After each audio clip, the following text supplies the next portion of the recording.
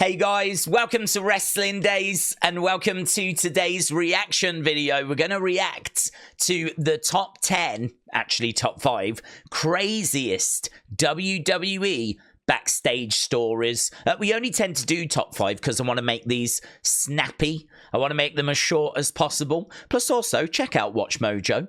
We are reacting to their videos, their countdown videos. So if you want to see the full 10, you can head over there. I will put a link in the description to this video. But with that being said, let's start with number 5, Kofi wrestles Vince. If Kofi wrestles Vince? Sure, many of us may daydream about fighting our bosses during a particularly bad day at work, but we don't actually go through with it.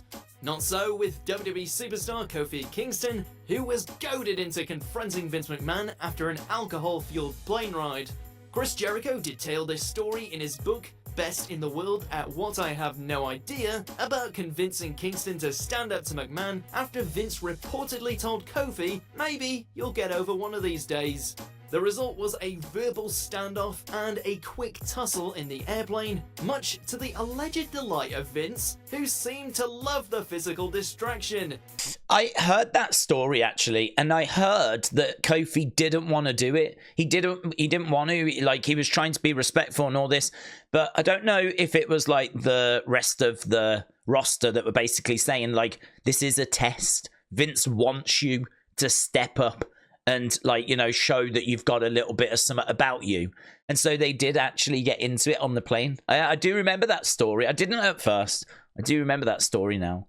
JBL and Justin Roberts. This is infamous. JBL and Justin Roberts. The details behind John Bradshaw Layfield's bad boy and sometimes bullying behavior behind the scenes has been well documented over the years, such as the stories of JBL sneaking behind new talent in the shower to soap them up. A more troubling accusation was laid at Bradshaw by former WWE announcer Justin Roberts, who claimed in his book, Best Seat in the House, that JBL organised the theft of his passport during a trip to the UK.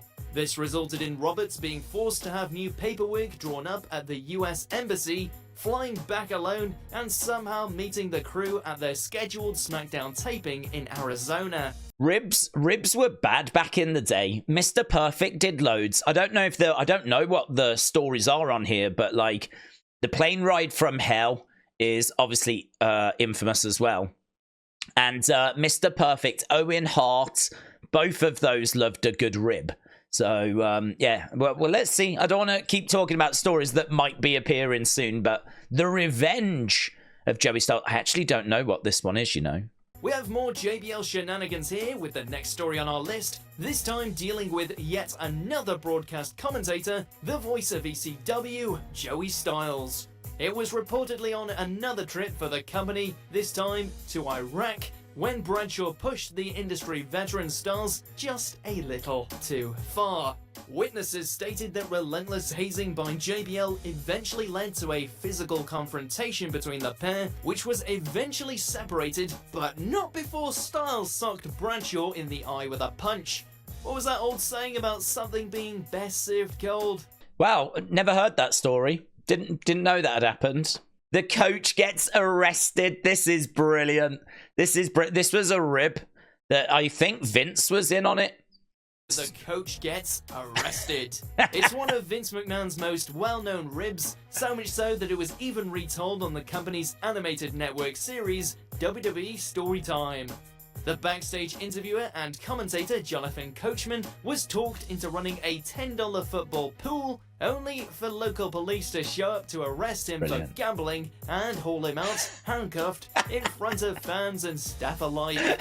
The coach was actually driven off in a squad car before being brought back to face Vince and his co-workers in hysterics over the whole thing. So, is this funny or just mean? You decide. Funny. Number 1, the plane The ride plane from ride. hell. There probably isn't enough room here to properly go over every bit of bad behavior on the WWE's infamous plane ride from hell, but we're gonna try. Basically, a plane trip back from the UK, again, got out of hand, big surprise, when a lot of alcohol was involved, of course. There was drunken singing, drunken brawling, drug use, hair being cut, inappropriate nudity, and sexual harassment. The aftermath was a slew of firings, and not to mention the massive black eye on the WWE's public reputation, with the incident going down as one of the industry's most infamous moments. Yeah, man, Plane Ride from Hell, it is so famous. There was so much that went down on there. Some really bad stuff going down on that plane ride from Hell. There was like wrestling that was going on. I think, was it Mr. Perfect and Brock Lesnar were like wrestling in the aisle? I mean, that just sounds like an absolute nightmare.